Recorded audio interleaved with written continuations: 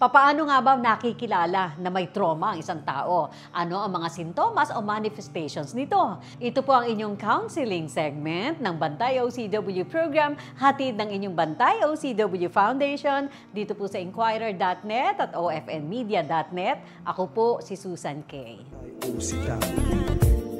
Yeah, yeah.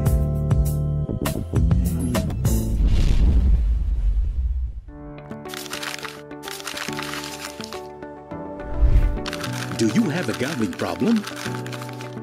To know more about PAGCOR's responsible gaming program, including its player exclusion program, visit www.pagcor.ph/regulatory/responsible.ph. A message of concern from the Philippine Amusement and Gaming Corporation. Nagbabalik ang ating psychotherapist, psychologist at psychiatrist. Walang iba, si Dr. Alice Labaw mula pa po sa Canada. Ang kanyang CARE o Compassionate Assistance for Resistant Experiences. Ang ating psychotherapist, Dr. Alice Labaw, welcome back. Aldo, Sultan, kamusta ulit? Mabuti po at talagang siniserye natin itong trauma. Nung first episode, paano natin dapat maunawaan, ano nga ba ang trauma. Tapos second episode, pwede bang magamot, hindi ba? O paano matutulungan ang may trauma? At ngayon, Doc, ano nga ba ang mga manifestation nitong may trauma? Maraming klaseng manifestations eh. Merong physical, and yung physical is actually coming from the mental or psychological and emotional. Okay? Kasi ang importante natin maintindihan na ay ang trauma ay hindi yung nangyari o yung pangyayari kung hindi yung naiwang mensahe sa isang tao no, kung ano man yung nangyari. Kasi nga, as I said earlier, as I explained to you, iba-iba ang stages ng tao. Tuwag, okay, patawag tayo. Okay, bigyan na natin ng isang example. Meron akong isang nagkonsulta sa akin.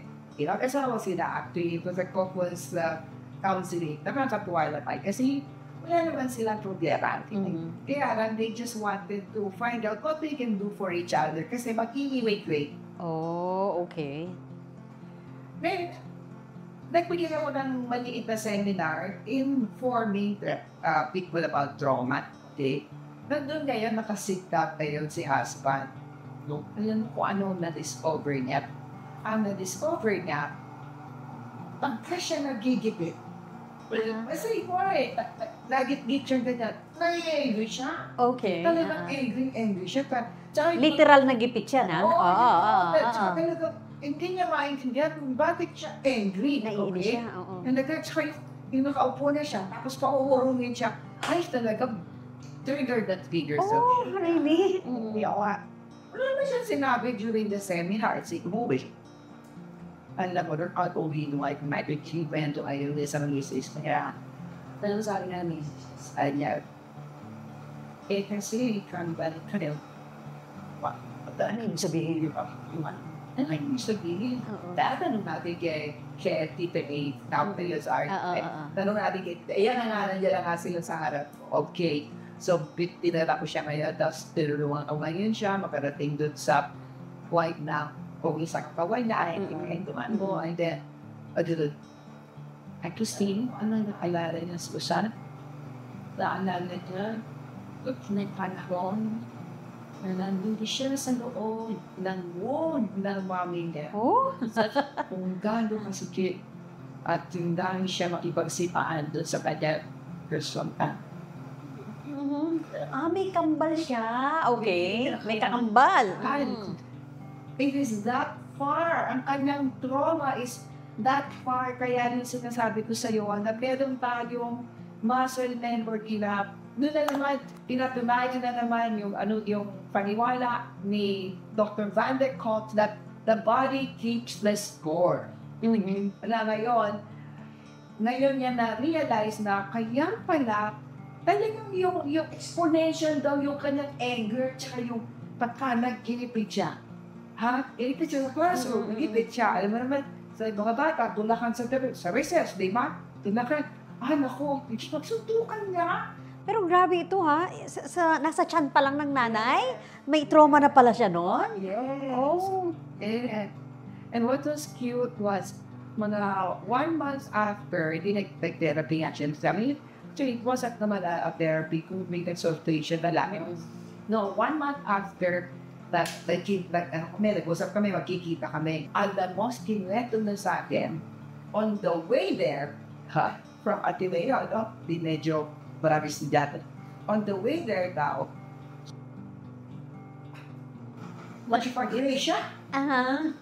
Kasi ang feeling daw niya, yung kotse beside him, hinahamon siya ng race. Oh, okay. So yun, Bridget. And pagkatapos nun, tumawa siya sa sarili niya. Ayun, na-trigger na naman siya. Nag-get siya. At least aware siya Well, ngayon. nagkaroon na naging Yung siya. awareness. Na mindfulness. Mindfulness. Excuse me, ang word Oo. nowadays Yes, yeah. is mindful. Ayan, mindful. Okay. Mindfulness. Ngayon, aware na siya, mindful na siya na, trigger ako. Kaya ako, sa harap ko siya, sabi niya, after ko, kita-challenge niya ako, so, push! Ano daw siyang sirap? Dok, may mga ganyan. May mga taong pag nasa Manibela, iba talaga yung ugali dati. Ang bait-bait naman. Talagang hindi mainitin ang ulo. Pero pag nasa Manibela, parang sinasapian. Tinanong mo ako, ano nag-expect? Yan na yun. Isa na yan. Okay. Isa na yan. Sana yan. Pero mayroong bagong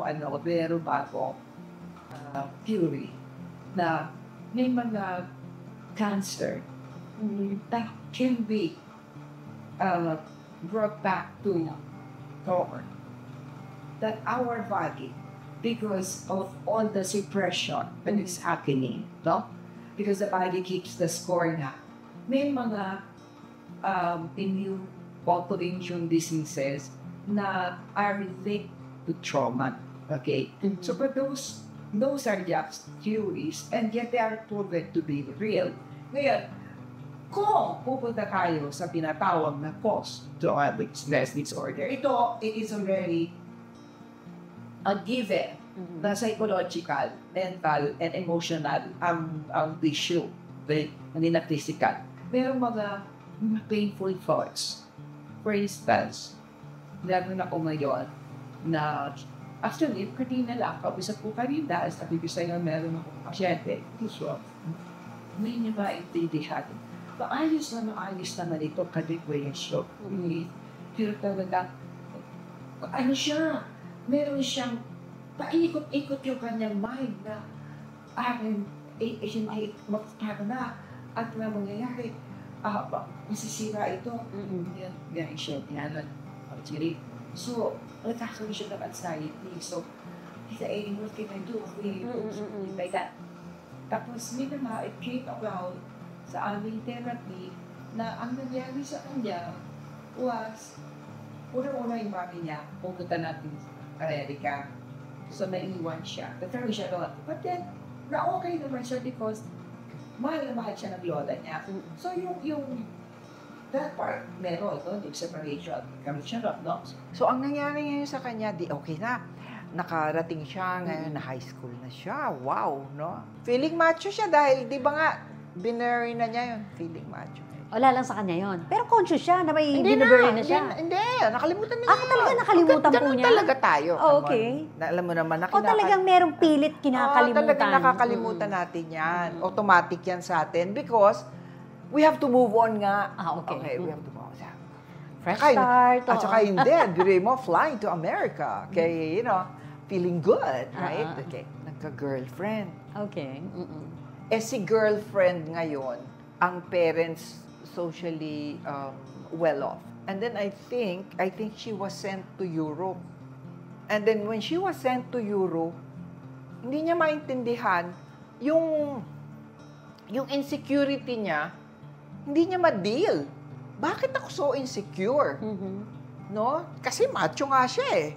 So, bakit feeling insecure ang boy? No? So, hindi niya maintindihan. Okay, so that's when he came to me. Tita, I don't understand what's going on. dito namin natupok na nagkaroon ka nun. Nagkaroon siya nung betrayal. It was very young. It was juvenile. But even though it was juvenile, it was, the emphasis was so hard, no? That the effect on him was so strong. Kasi nga, coupled with abandonment issues with the mom. Okay? So, na-deal na namin. Okay, fine. Okay, nabigyan namin ng Pag space. sinabi yung na-deal nyo na, talagang pagkukwentuhin mo, uugatin mo lahat mula noon? Awa ng Diyos. Hindi naman.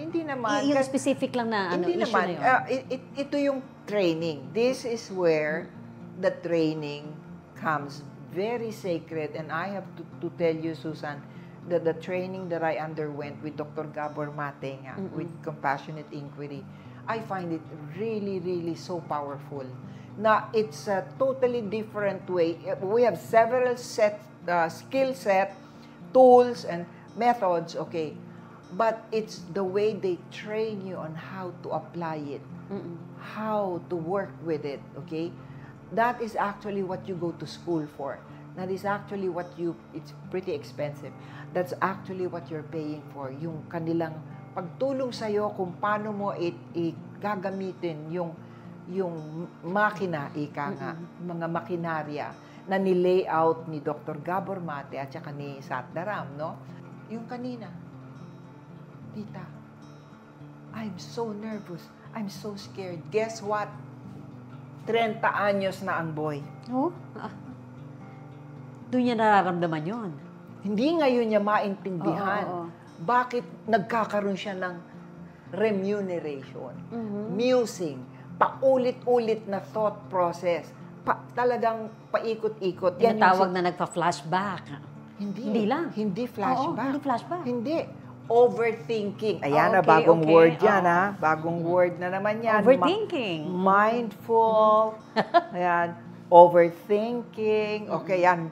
Instead na musings, overthinking. Kasi, ang overthinking kasi sasabihin niya, okay, ito yan. Okay, paano pangyari yan? Ay, kasi sabihin naman ng isang part ng thought, ganito gagawin mo. Paano kung mangyari ito? Overthinking. Lagi, ang overthinking kasi, and it's part of the symptom of trauma, no? Ang overthinking kasi, may solusyon na, hindi pa niya matanggap. Okay. Questionin pa rin niya yung sarili niya solusyon. Kukontrahin niya. Kukontrahin niya. Which means, siya mismo, dinadoubt niya yung sarili niya. Okay? So that alone, na may doubt ako sa sarili ko, that alone is symptomatic of trauma. So, there is that painful thinking. Antabayanan ang part 2 ng episode na ito sa susunod nating mga edisyon. At syempre, dito po sa Pilipinas Online, Bantay OCW, ito po ang inyong espesyal na edisyon para sa Inquirer.net at OFNmedia.net. Ako po si Susan K.